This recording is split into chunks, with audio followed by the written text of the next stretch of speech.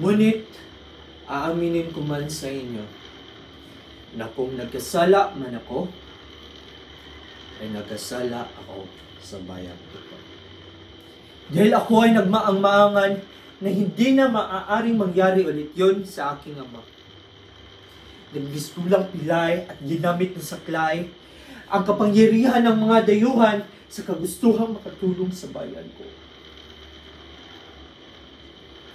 Ako ay nagbingi-bingihan sa mga hinagpis ng ina, katulad ni Ani Sisa, naninakawan ng dignidad at buhay ng kanyang mga anak mula sa kanya.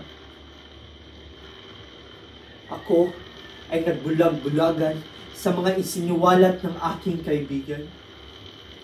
Pinilit kong pumikit sa mga katiwalian, pang-aabuso at pangalipusta ng mga dayuhan sa ating mga ama, mga ina, kapatid, anak, mistiso man o Indio, mayaman man o mahirap, wala silang pinipili.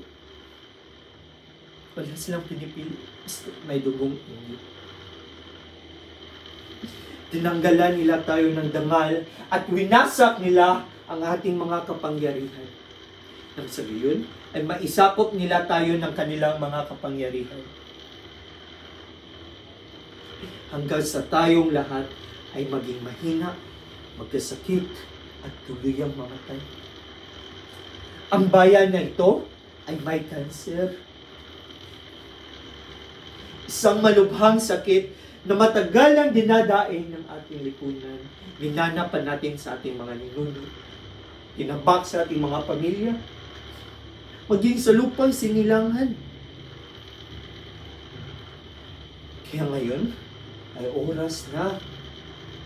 Oras na para ialay ko sa simbahan na ito ang bayan na ito na may sakit. Kung kaya't patawarin ninyo ako. Nang sa gayon ay marinig ninyo ang aking dalangin.